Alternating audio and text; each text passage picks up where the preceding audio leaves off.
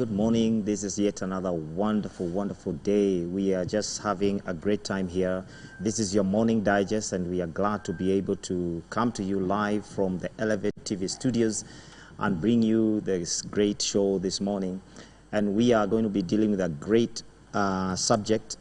Before we do that, I want to encourage you this morning. Go to Facebook, Elevate TV, YouTube, Elevate TV Kenya. Get the link and send it to all your friends. Let them know that the Morning Digest is on. And today we are dealing with youth and business. It's going to be a great show. It's going to be a great opportunity.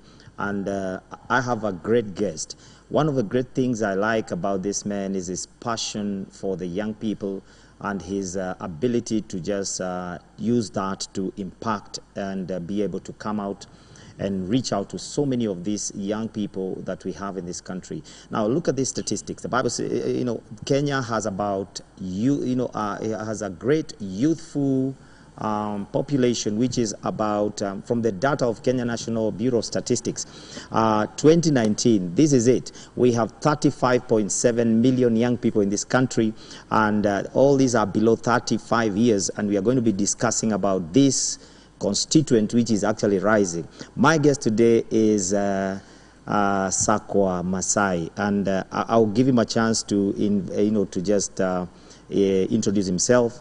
But Sakwa, you're welcome. This is Elevate TV, and this is the Morning Digest. Thank you so much. I'm really glad to be here. Yeah. As I've been mentioned, I'm Sakwa Masai. My specialty is in the issues of youth, gender and development, where I've worked at different sectors and different levels, mostly supporting young people to plug into the development sector. But most importantly, I understand how can we work with these young people, the so-called youth, and move with them forward in terms of supporting them. Because they're a very key component of not only Kenya, but as a continent. We really need these important people. Thank you so much. Sakwa, you're becoming humble, eh? This guy has a big, profile. Let me give you some of it. He is actually currently serving as an SME specialist in one of the major institutions in this nation. His work spans, around youth development, gender inclusion, child care protection.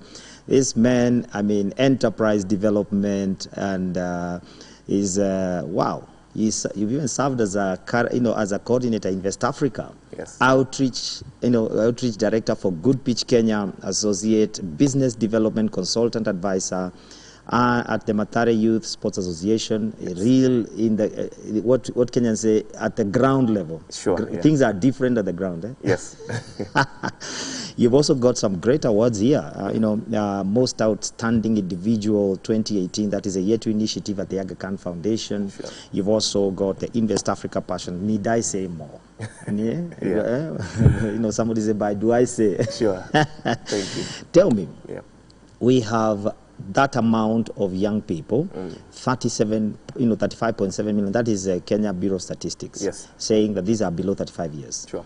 And of these people, let me tell you, of these young people, we have, it's growing. It's growing. Every day. And these are the ones making the bulk of our population. Yes. Before we go into all these things, what do you make of that kind of a population, and what comes into your mind when you hear that kind of data? Yeah. There is something we call the population dividend, or the youth dividend in Africa. Yeah. And it is predicted, or it is an analysis whereby over a certain time, in a particular country or continent, the number of young people, if you look at the pyramid, keeps on growing over time. Yeah. So it's very critical for governments, for private sector, for us as a community, to critically understand how do we use these young people, because it is a two-way avenue.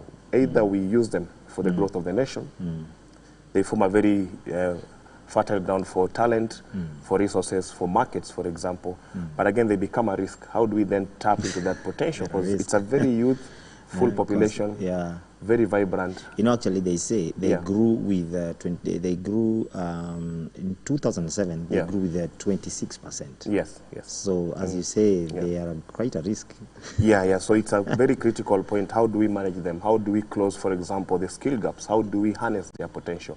How do we, for example, tap into the digital space that is growing with COVID? For example, it has been an interesting space over time. We're looking at maybe by the year 2025, we're looking at something around 7% of the GDP within the digital space. How are we tapping into that population of young people? We are going to come into the digital space. Sure, yeah. My question is, before we go into even to young people and business, we talk about, they say that over 500,000 young people are graduating from our tertiary institutions. Yes. These guys are just looking out to get employed, to go into the job market. But real statistics show, actually, out of that, we only have a very small percentage. Over 75 is still unemployed, and some of them will never be employed. Sure. I want you to speak into that, because we are going to get into the areas of business and creativity before we do. What do you take of that? All this population and no jobs. What do you say to the government, to us? Who is the problem here? We can't really say it's the government. There's been this narrative of Serikali's idea, but I don't think it's something that we can now dwell on. We have to also look at from our end, what have we done from our side? Exactly. Because there's a lot of factors that are contributing to that. For example, if you look at the market, the marketability of the courses that some people are taking, are they marketable? And then there's also a component of research. Are we as a continent or a country really putting into use the research that we are getting? Because the challenge is we are churning out a huge number of graduates, but the biggest problem is now the absorption rate into the market. Of course, the other factors, like I said, the economy, for example, it has shrunk with COVID-19, meaning there have been job losses. Since 2008, when there was an economic downtime, the number of jobs decreased. Whenever we have a political session, the economy again shrinks a little bit. So there are factors that affect the pattern, but at the same time, going to the basics, are the courses marketable? And then there's an issue of emphasis around the white-collar jobs. Are we able to come back and say, what can we do with the TVETs, or what they're now calling the technical institutions? Because if you look at the countries like China, if you look at Germany, if you look at all these big giants that we are saying currently, one of the areas where they grew so much is around the technical area. Not so much into the white-collar jobs, because the white-collar jobs are very limited. They're highly skilled. For me to become, for example, for someone to become a director at a very young age, it takes quite some time. But where can we plug these young people? At a level where there's a lot of technical skill needed, where there's a lot of matching again. Our industries are able to absorb them into the market. So it is a factor around the courses that they're taking, around the economy's ability to absorb young people into the job market. But at the same time, the issue of also us being able as young people to be open to employment, because currently someone will say, I can't take a job of 80K because it's very little. I can't take 20K because it's very little. If I look myself, I began earning less than 10,000 shillings when I was very young. I opened up my mind to start working at a very early age. So that's one thing we also have to change our mentality. So we have to change our attitude towards employment and the way employment goes. You said something very interesting, the courses we take. We need to begin to re-look back at those courses, because if everybody is looking for a job, then they must be, I mean, if I may use that word, employable. So the courses we are taking, does it mean the courses we are taking, is it the person taking the courses or the institutions offering the courses who is supposed to adjust here? Both? Or it goes on to what we call career guidance. Because career guidance, unfortunately, like for me, I came to understand it when I was maybe, I think, beyond my high school level. If we begin nurturing this notion of mentorship, career guidance, we understand it at a very early age, because I mean, Sakwa, you've brought in a very interesting point, career guidance. Do you know many of us never went through that? And actually, we just, somebody said we grew like in the weeds in the forest. So the place of career guidance, I like that.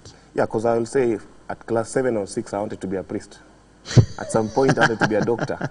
At some point, I'm now in the development sector. So what happens to a young person who has not been guided at that particular age? You find... Why do people take, for example, a course, then end up graduating, then go back to the university, do another course, or end up graduating and then take another different master's? It's an issue of just being able to know your path from a very early age and growing with it over time. Somebody called it educational waste. Yes, that's how you craft a skill over time. It's an issue of time. You don't craft it over a few days. So there's an issue around career mentorship, career coaching, having mentors. I also have mentors in my life, even at my age. People who guide me about the decisions I make about my career. How do you, for example, bargain or argue around your salary? How do you move from one job to another? Those are very critical things that we don't know, but they are very important and silent assets of helping us to grow and nurture our skills at a very young age. Wow, amazing, amazing, amazing. Viewers, this, Sakwa is loaded. And the best thing you can do is this. You can ask him anything you want in the next few minutes. This is a number 0719 666655. 0719 666655. You can do that on WhatsApp or a text. Please don't call. I see some people trying to call, but it won't go through. So please text. Let's hear you. And on Facebook, please go back to our Facebook handles. Facebook, Elevate TV, and on YouTube, Elevate TV Kenya. Let us hear you. Also, remember, any question you may have is going to be answered. We agreed on that. Sure.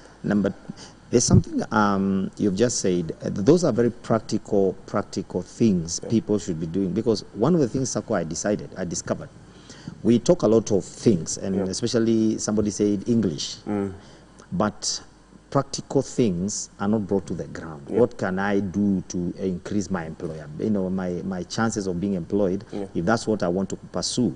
And then you brought in the element of career guidance and mentors. Because we're going to go into the area of business.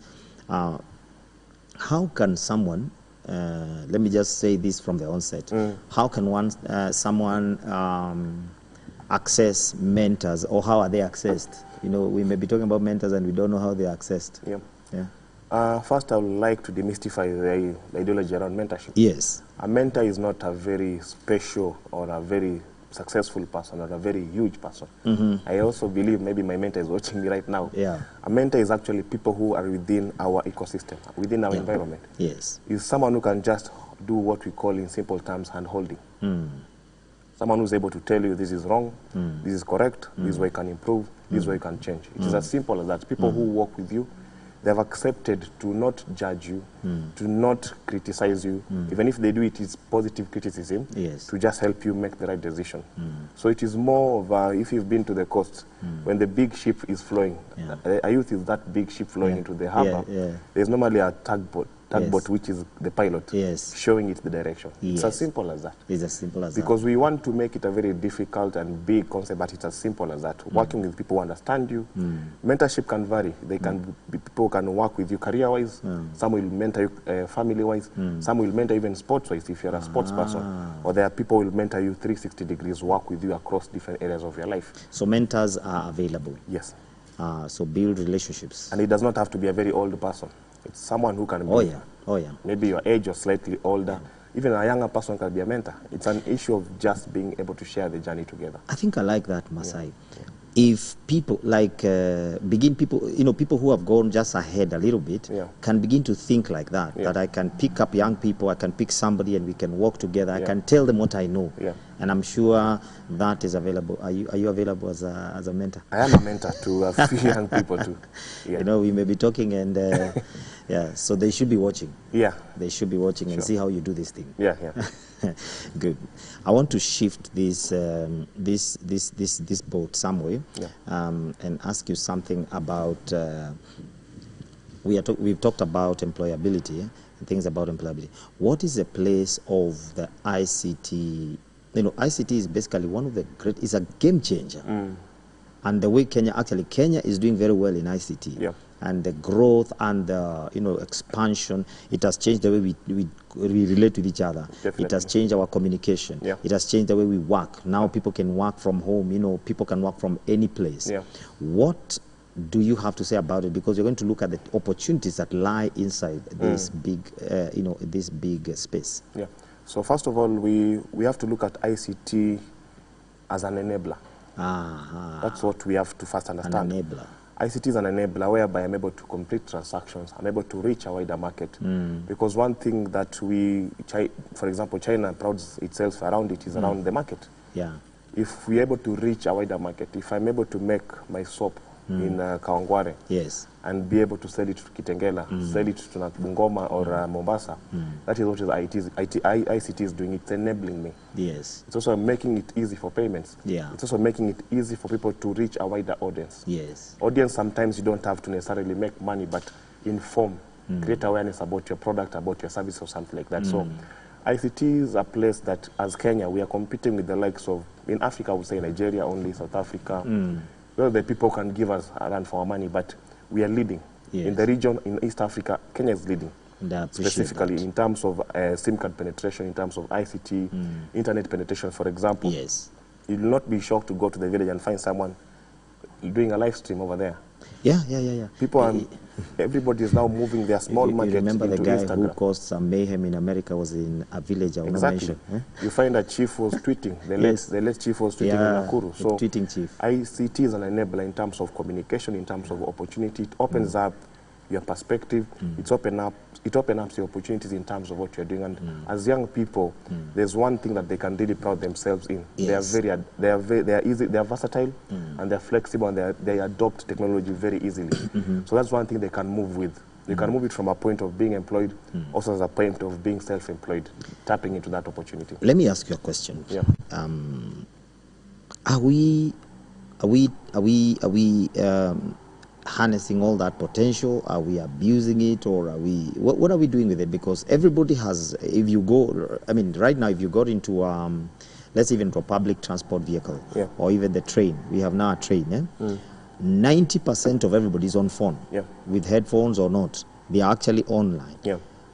And much of it is basically. I don't want to give it a name. Is it bringing us money, or is it just making money for the telcos? It's not really for the telcos. I would say it's how we use it again. Because, how we use it. I have a gadget on my hand, for example. I spend 50% of my 6 hours on a device on Facebook. I'm watching, for example, gossip. I'm watching trending videos and such a thing. You're watching gossip. Then there's another young person who has a product, taking very nice photos, posting them there, engaging his or her clientele. You see, these are two different young people using the same or even cheaper devices, but one is using it for their own good, the other one is using it for a social or a form of relaxation. So I would say it really depends upon an individual what do you want to harness with that opportunity. It's not even the telcos who are making money. Some companies have grown during the COVID time only. They have managed to grow because big time. We went to work from home. There was reduced movement. People wanted deliveries to be done at home. Young people tapped into that market. I see young people cycling, delivering food. For example, from Jumia, from Glovo, from wherever. The young people say, I'll deliver it by myself. What is happening? It's ICT being put into use in the right way. I saw a lady who I will not mention her because I don't. It's not my need to do that. She began some videos during the first lockdown and just sort of comedy or something, and they became viral from this country. A young girl. She's not even 22. I know her.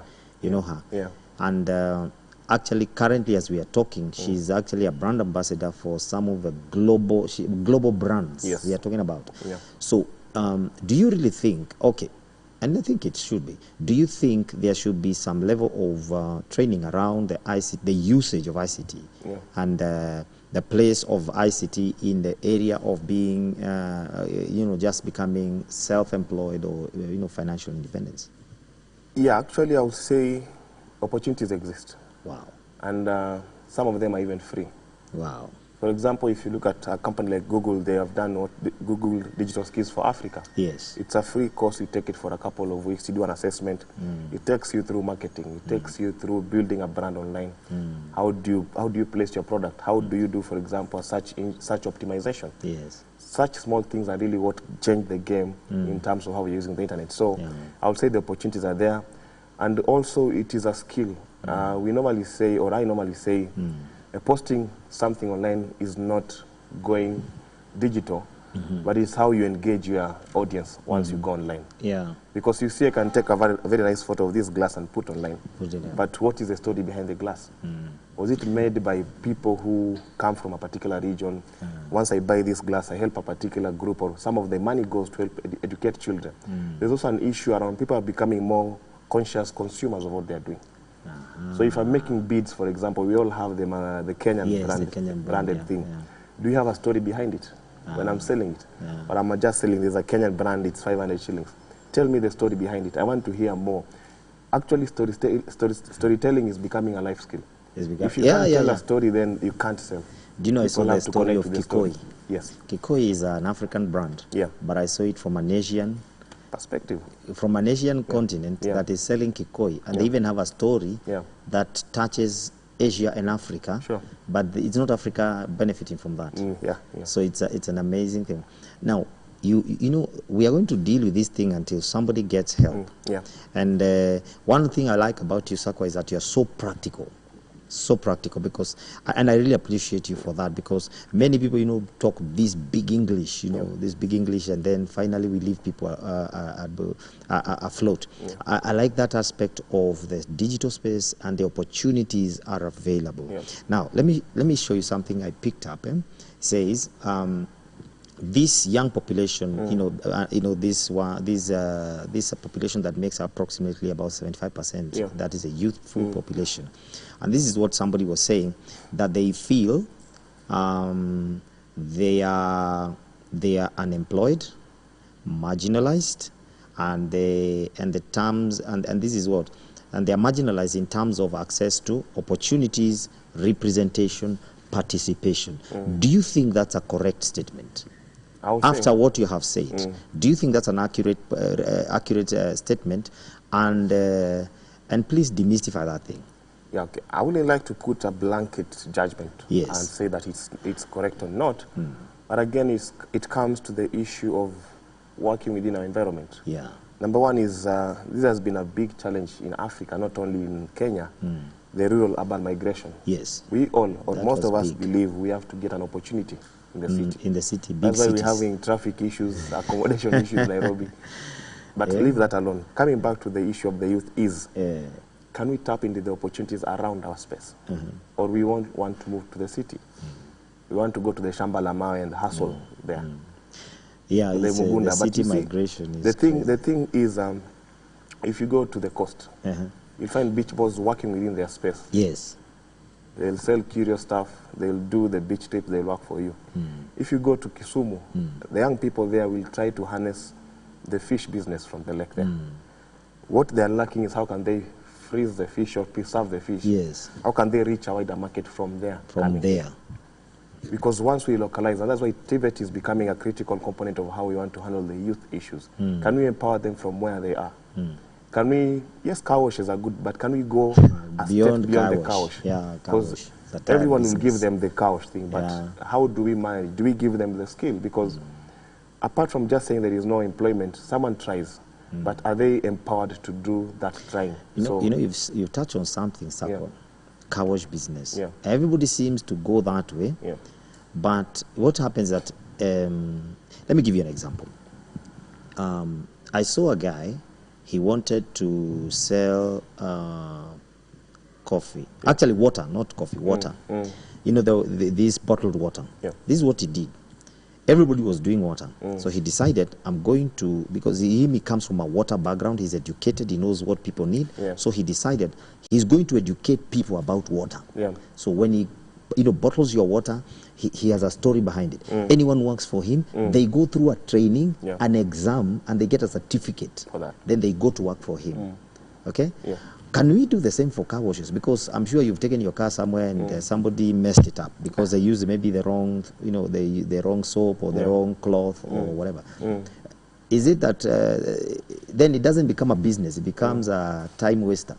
Actually, the biggest thing is around creativity.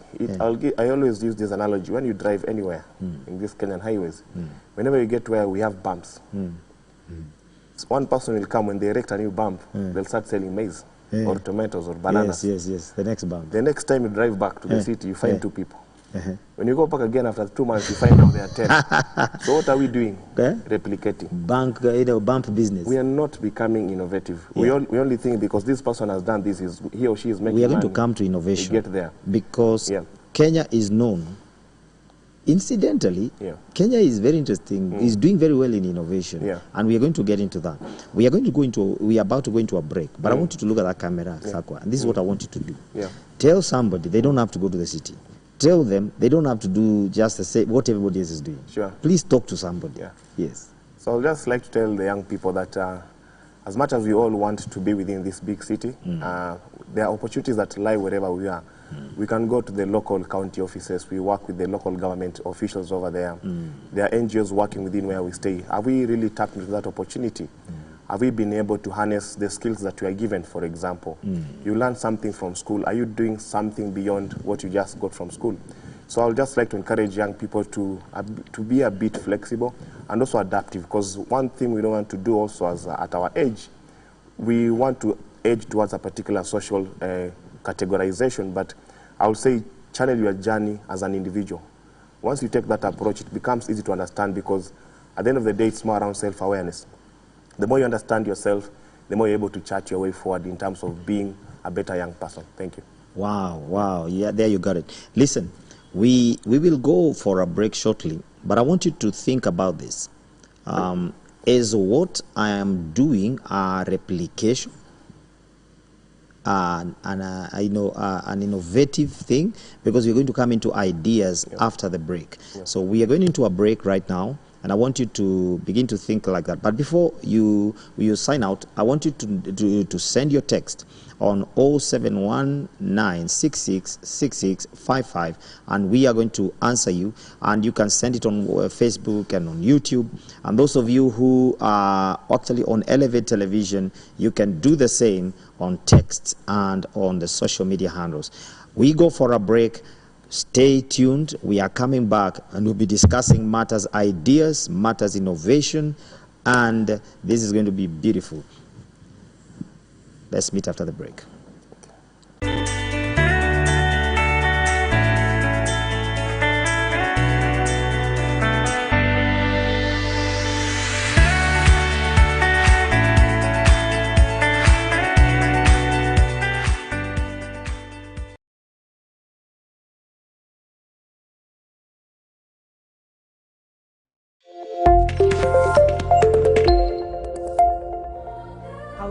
Trust and obey God in every single area of our lives.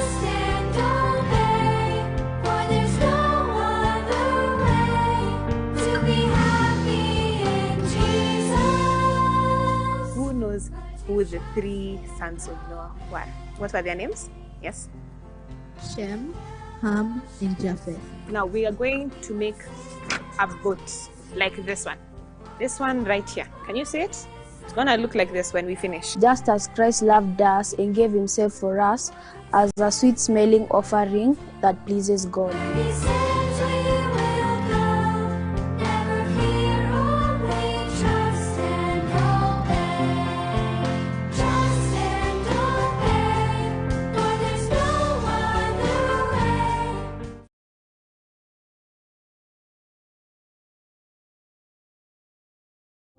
Have you been desiring a place where you can get wholesome education? Search no more. Gospel Light College offers a bachelor's degree in biblical studies and community development. We also offer certificate and diploma courses. May 2021 intake is ongoing.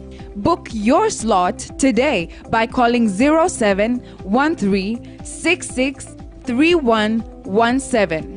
That's 0713663117.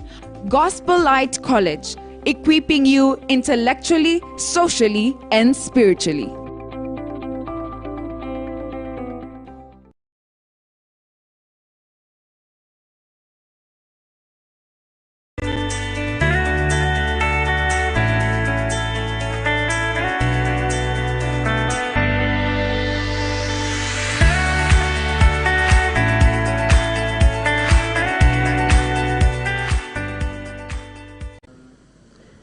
Wow, welcome back, and this is your morning digest, and this is the youth and business. That's what we're discussing today with our guest Sakwa. And this man is loaded with a lot of information. I want you to tag all your friends. Some of you have been talking about business. We're going to be talking about some of the key things, because in our second half we don't have a lot of time. So if you have anything you need to ask, anything you need to mention, anything you want him to mention, please send it, and we've given you the chance to do that. 0719666655, and you can do that the same on Elevate TV Facebook and Elevate TV Kenya on YouTube. Now, Sakwa. Yes. What is the place of creativity? Because, this matter of jobs, we need to finish with that thing of going to look for employment. Yeah. This matter of jobs needs to go. creativity. We have seen a lot of creative enterprises that have come in. You had mentioned something about creativity. Could you just elaborate on that and then give some some examples? Yeah. I heard you say something amazing, that storytelling. Sure. Can you imagine? Yeah. Please do something about it. So thank you so much. I would say this around creativity. It's more around it's thinking out of the box. Some say it's kick it. Yeah, kicking the box out, whichever language you're looking at or using. But the main component is how do we stand out of the crowd? Yes. That is what makes creative. That is all about creativity. How do we stand out of the crowd? Yeah, without going so far. For example, there are guys who sell meat. Meat. What makes a particular kind of meat unique from the other? And there's a line of butcheries. Why do you buy a particular brand of shoes or a particular brand of phone? It's just some tweaking they have done to it. Because again, I would say, even if you look at the wheel of the car, it can never be invented again. But the guys who are coming up with inflatable, they can run flat for a couple of kilometers or miles. Yeah.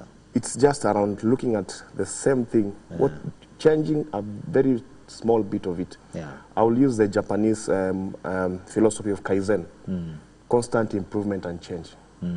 A Toyota will just have the same logo. They'll change small bits and you'll be happy to buy the car. Yeah. That's innovation. Same engine. Same car, same engine, 4 wheels, same steering, but what is changing? Very small bits. Yeah. The way they place the lights, the way they change everything. So coming to a more simpler context where we are operating from, how do I make my products unique from the other person? So the young people, for example, especially those in entrepreneurship, take some time to research. That is why you're building innovation. Because what we do, I want to start a business. I look at what is trending in the market, I jump onto it. Have I researched? No Is my location favorable? Is my pricing correct? Is my product competing with person X, Y, and Z? What makes it unique? So once you look at that, that's what it makes it different. Because why will a hotel say they'll deliver food to your home and another person gets stuck there? It's the same thing even around the issue of courier services. We used to believe the mail and the box and everything, but what happens right now? Riders are here. You want to send something to me within an hour or two, it will be on my desk or in my house. So it's around just playing within a different small niche. You don't have to think so much. You don't have to reinvent anything, but you have to just understand where do you play above the rest of the people. You know, there's, and this one I'll mention, there's a lady on Twitter who sells chapati. Chapati mistress. Yes. Okay, I didn't talk about that. No, I've seen she sells chapati on Twitter. Yeah. And I tell you the kind of sales that lady does. I mean, it's chapati. You can cook chapati in your house. Chapati, You eat chapati everywhere. But she makes it, advertises it on. People actually get their orders online. When she comes to the city, and she doesn't live in the city, when she comes to the city, she's just doing deliveries. So I like that element of, just tweaking a little bit. You said research, tweaking, anything else? I'm learning. There's a bit of research, there's a bit of, there's market analysis. Just understand the market. There's a bit of pricing. How will I, what will my 1 or 2 shillings costing, cost, or what are you bringing on board? Because one thing we always forget is that people will pay for something good. Oh, yeah. Kenya is a good market. I tell you the truth. As much as we want to say we are struggling and everything, there's still a luxury market in Kenya. We don't have even to go the luxury way. People pay for value. So the value for money. Exactly. The moment you're able to do something nice, what stops me from purchasing from you and not the other shop? Why would you walk across the same line, people selling the same product, but you're able to choose one? There's a pricing, there's an issue of element, there's an issue of also learning to understand your customers. And with technology, it's a very critical thing. For example, with Twitter, you're able to check how many people have visited your engagements online. With Instagram, how many people have been on your page. It tells you what they like, the age. There are so many small informations. I would say we are moving into the phase of data, in simple terms. And we don't have to be specialists in data. We have our own small ways we can analyze our data. Even those who are using Facebook, able to check your page, how many times it has been visited, if there's any comment, if there's any like, then how did you engage those people moving forward about that? That's why when you eat in a restaurant, you'll pay via the system. The next time they're telling you they have this new product. Yeah, they have your data. They are going to get you. Yeah. They're not waiting for you to come to them. Yes, they are So calling you have you. to also understand that you have to go to the market. The market doesn't have to come to you all the time. You have to go a step ahead and work beyond just. You know what you've said that, that going a step forward. I remember a gentleman who lost his job. Yeah. I mean, not lost really. The company was downsizing. Yeah. And who do they begin with? Of course, is what you call support staff. Yeah. Because today you can hire cleaners, you can hire this. Yeah. So this gentleman just came up with an idea. He discovered, in our company, we do a lot of delivery, you know, letters. There was there were a lot of letters. So he said, okay, no problem. I'm ready to go, but I have an offer for you. He said, I will be delivering the letters as a private entity, and you know, having that favor. And I like the wisdom this guy had. Having that favor, because I've worked with you, you know I'm a faithful brother. I mean, I'm a faithful young man. So having that favor and that background of faithfulness, you know what the guy did? Instead of going to border, he bought that motorbike and just does letters, pick here. Now he has, where he was working, because it was not in the city, he now does deliveries for that whole region, the offices in that region. Because word went around, we have a faithful guy who can pick if you have bought something in town, he can pick it, drop it for you. You have something you want to send somewhere, pick it, drop it. And he just does an invoice, at the end of the month you pay him. Look at that. Yeah, I would say relationships are very important. How you manage them. The place of relationship. Yeah, it's very critical as a business person. Because at the end of the day, you're not doing a one-off engagement. Yes. You need to have repeat Please say that again. Relationship is business is not a one-off engagement. And look at that camera, because many people are doing business from their phones and from their laptops, and they don't care about 10 years. Please say that clearly. So I would say business is not a one-off engagement. It's something that you have to keep on cultivating. It's a relationship over time. You don't just buy and you purchase and you leave. You have to make sure what is the level of customer satisfaction. Are they able to come back to you again if they're asked to come and buy from you? So you look at those critical elements, and as I said, there are small components of around managing a business. From marketing, from pricing, customer service, issues around satisfaction, checking around your customer satisfaction, how is it going to work for you? And it doesn't matter, you don't have to be selling prime products. Even if you just sold for me my tomatoes, how are they packed? How did you price for me? How did you treat me? It's about how I feel more than about how much I'm giving you. Wow. It's about... It's an experience you're giving me when you're doing business. An experience. It's not about what you're selling. Of course, it has to be good. But I think that is an area we all not work very well. We don't look at the place where you have the customer experience. You know, big corporates are spending big money just for the corporate, to come to the customer and the customer experience. They can even fire somebody for just speaking, in a manner likely to suggest this client is not good. And so at your level, whatever you're doing, you need to begin to think about how did I treat this customer? I met a man the other day, and he's not, he has some years, and he told me, I'd rather make a loss, but leave a reputation that this person can recommend me, even if I didn't get money from him. When we begin to think like that, I think we'll change. Definitely. Because, the element of, I must get money out of this guy, once I've hit it, hit, run. Hit, run. And that's where you find there is no business. Many people saying there is no business. When you go back, how did you treat the last customer? How did you, how did you present yourself? Can they recommend you? Can they recommend you? So the place of relationship in business is key. Let me ask you something, Sakwa, and you can take water because you may need it. The place of ideas. When does an idea, let's put it this way. When does an idea become a business?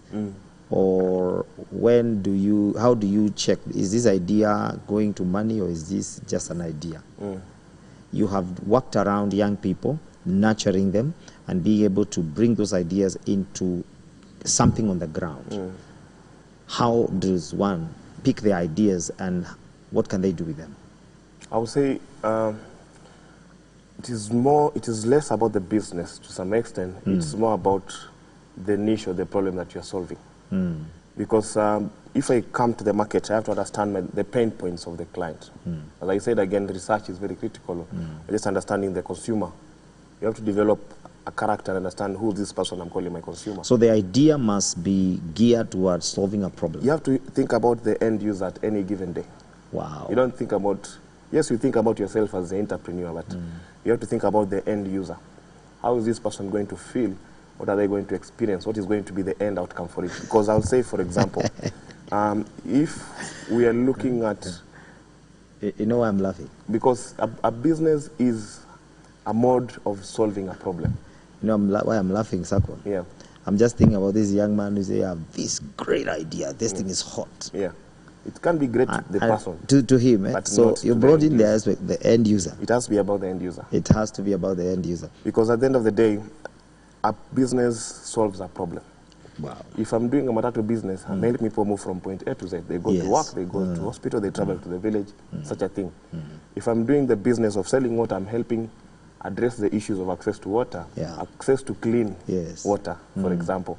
So you're not just selling water. There's something you're doing.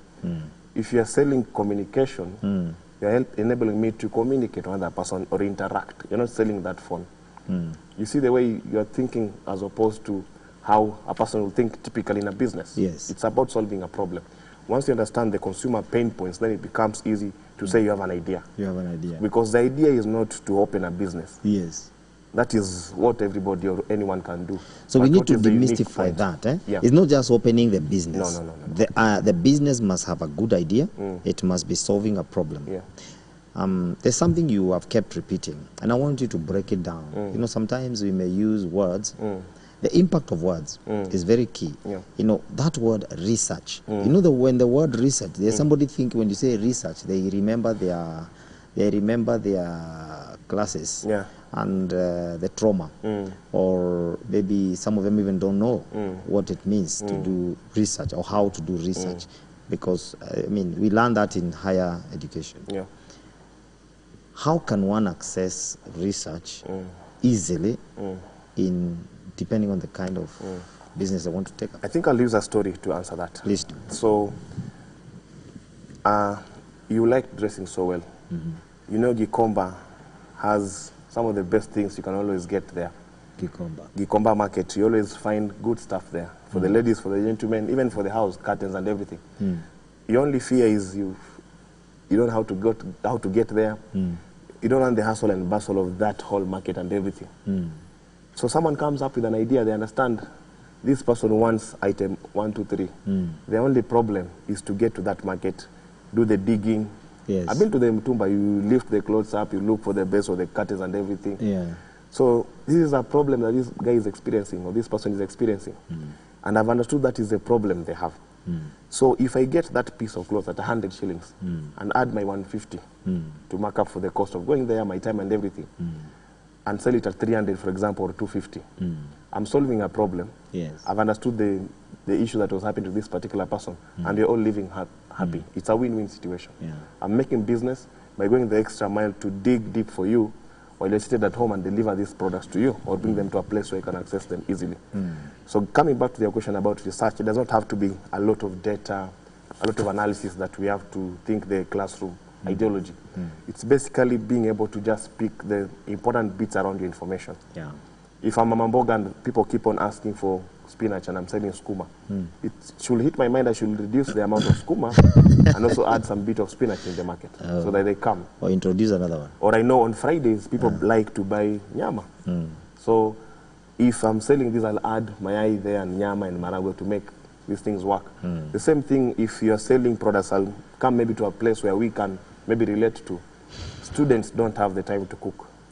Maybe they don't have the makos, the jikos and everything. Yeah. But why are popular sports for chapati, chapodondo very popular? It's easy. They are cheap. They are solving a problem. People must eat.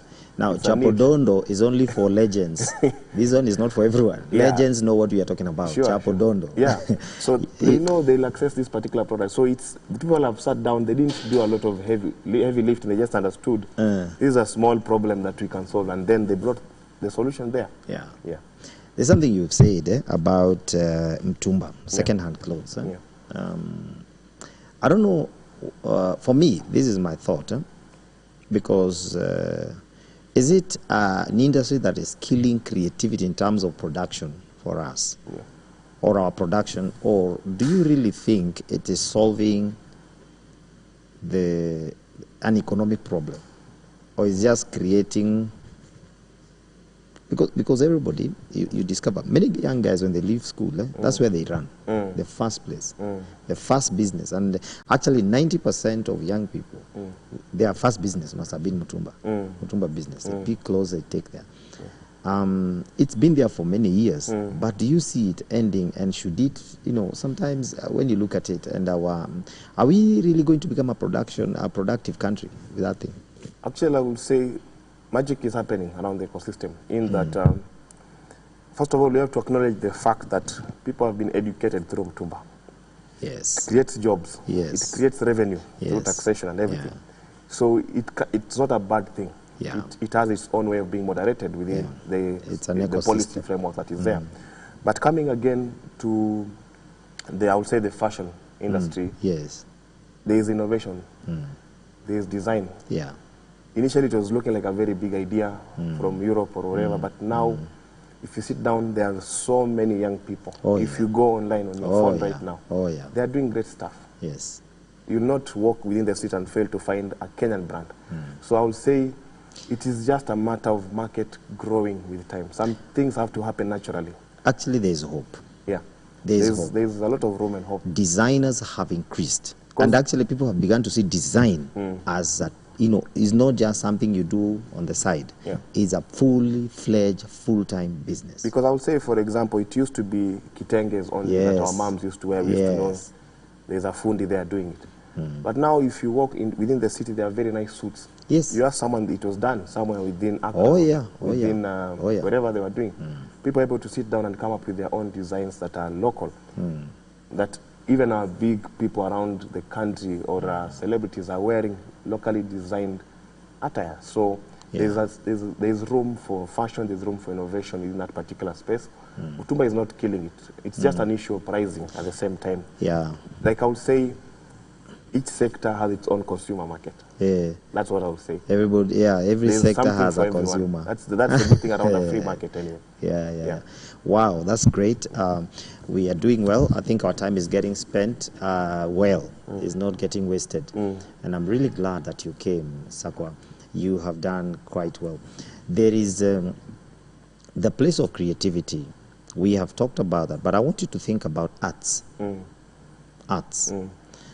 We have seen an upsurge in artistic young people, and they are not just making money; it is big money.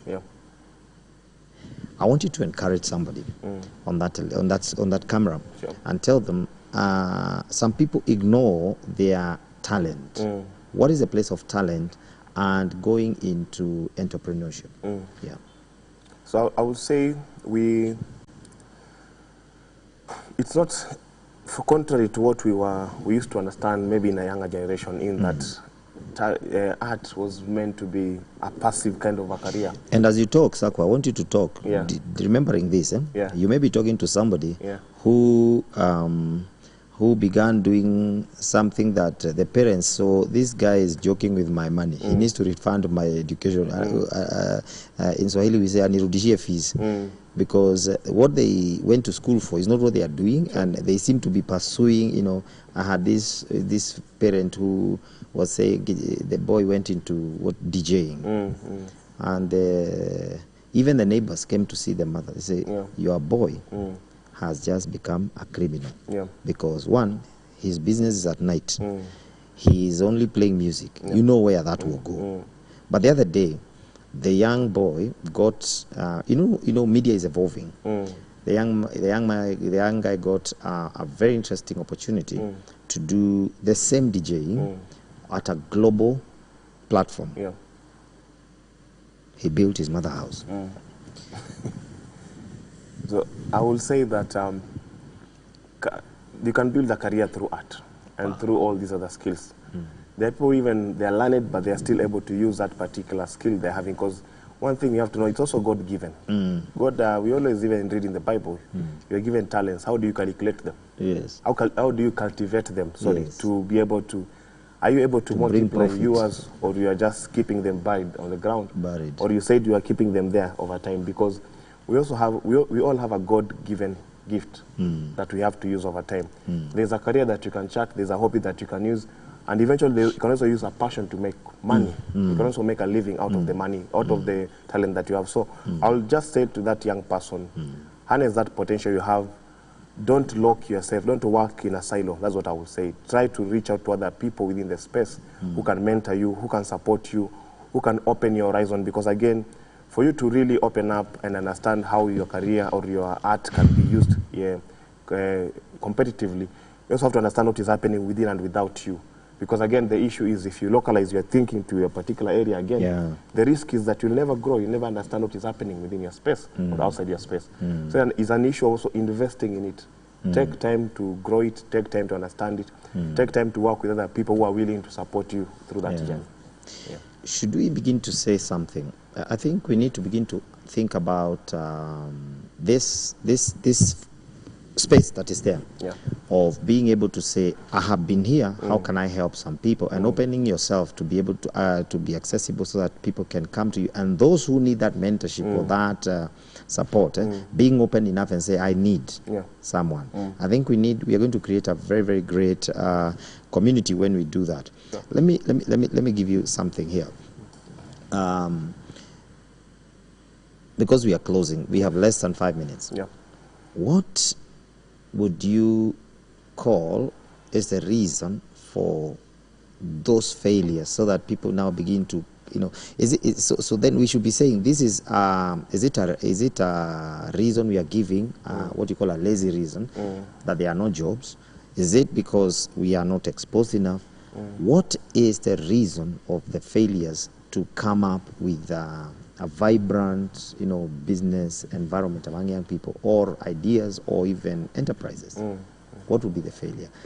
And I want you to think about it from a young person's place, and also look at it this way: those who should be able also to offer opportunities, because even we must be honest, young people have a lot of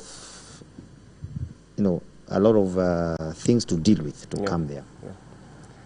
To be honest, I would say that this is not one. You cannot have one solution to all this, to the issue around youth unemployment and job creation. Because that's why you need to come back. One thing that you have to understand is a young person at a particular age, especially when they are in their teens, or what we call the youth until 30, or just around 28 there. There's a lot of issues they're dealing with. From emotional, from physical issues. And one thing we have to really appreciate is that we all have an instinct to survive. Anybody will do anything to survive. That's one thing we normally forget. People will say the young people are like this. They don't want to, they don't. But they all want. Who does not want to survive? Everybody wants That's one thing that we have to appreciate. Number two is also around how are we supporting them through that journey? Whether it's a career, whether it's education. Because going to school is one thing. Getting a job is also another thing. Retaining that job is another thing. So they also have to have people who are working with them through that journey. Are you, as a person who has gone through that system, are you mentoring other people below you? Because again, that's what helps you to grow. Because as I said, mentorship is also, it's a two-way thing. You learn. You see, mentorship and coaching are different. From coaching, I tell you and I will tell you. But from mentoring, we share our journey. It's a two-way traffic. There's a lot of mentorship that needs to be done to support the young people. But now coming to the young people again, one is when we get the opportunity, let us harness it. We say we want young people to go to leadership, but when we get to leadership, are we really proving that young leaders are better? So they must be willing to be mentored. I know a young man who was called by another CEO. The guy he came 2 hours later. And of course, they was told, I don't have time. So there's that bit of adopting the right life skills. How do you manage time? How do you manage people? How do you have emotional intelligence, for example? When you get bitter with someone who corrected you, do you throw a hand at them? Do you get bitter at them? Do you accept your mistakes? There's a lot around soft skills that we need to build within our young people also, so that they can be able to grow over time, because we can't impart this information and get a job, go to school. Sakwa, you need a everything. school. You have to allow them. You get need information. a school, Because we have to allow our young people to make mistakes and learn. Wow. That's also we have to appreciate that. And also, from their end, they have to be open to criticism, open to learning new things, being also people who can be approached and supported. Because, as I said earlier, you get a job, you say you don't want to do this, this thing is for this particular group. But again, you're told to get an experience of 2 years at least. And you want to stay from college to go to work. Yeah. How will you get an experience of 2 years in between? 2 years. I know of people who have begun doing internships when they are first year, going to even just arrange files. Yes. The next time they are now preparing documents. By the time they are doing their fourth year, they are sitting in meetings. Wow. When they present a CV, how does it look compared to someone who just sat down and presented a paper? There are people who are doing jobs at the same time they are doing a business. Again, look at that camera. Say the same. You can go to an internship right from first year, unpaid internship. You can and be willing to serve. Yeah. You know, today morning, this is a thought that came to my mind. Service. Yeah. Yes. So I would say it's important for us to really understand the journey of building careers. It's not a one. It's not an event. It's a whole process. It takes time for you to cultivate it, and you have to really be open-minded, accept to be corrected, be someone who's versatile in terms of your skill. Don't just say, I've trained on this, I want to stick to an area of work. I have to really learn to open up my space, my mind. Learning is a process. You have to learn every single day. There's no individual who has a monopoly of knowledge. That's one thing we know. So let us be open to learning. Let us be open to criticism. Let us also have mentors who can help us grow in the right direction. You know, I want to take the tugboat and land this ship. Sure. Look at that camera. Yeah. And I want you to speak to two people. One, the young people as way of a parting shot. And then those who have the opportunities. What can you tell those who have the opportunities and to look at the young people and have mercy, and those who need the opportunity to look up and what should they do? Should they match up? What should they do? I would say for the young people, when you get an opportunity, take it and run with it. Yeah. It's as simple as that. Take it and run with it. And for the other person who's at the top, try to come to the level of these young people and understand them. Because again, we have to ensure we have to say or close something we call the intergenerational gap. Yeah. Because we are going in a different age. I don't know whether it's X or Z now or Y. Our parents and our forefathers came at a different time. Yes. So there is that issue of closing this particular gap, understanding what are they facing. For example, if I sit with my father and understand this is how they were brought up, there's a way I'll behave. There's a way I will approach him. Also, when he sits with me or when we sit with a younger person, there's a way we help them to understand us. Because it's an issue of, I would say, apart from intergenerational dialogue or closing the gap, it's an issue of also being someone who can fit at different places at different times. It comes back to emotional intelligence. It comes back to an issue of understanding how do I react at a particular time? How do I behave in a particular situation? So it's an issue of both people being willing to listen to one another. And not just listening, but active listening. Active listening. Yeah. Wow. That's your parting shot, or do you have anything else to say? No, for now, that's it. Another one, last thing. Yeah. How can I find Sakwa? You are loaded. You are loaded. You are loaded. So I need to look for you. So somebody there is saying, this guy, I need to look for him. Yeah. Where can I find him? This man is loaded. That's the true thing. You can find me on Facebook as Sakwa Masai, or on Twitter as the Social Gladiator, and Instagram again the Social Gladiator. Social Gladiator. Thank you. Do you know what gladiators do? Yeah, they fight. Well. That's all we got for this morning digest. I'm telling you, this has been one of the most interesting conversations we've had, youth and business. And let me tell you something.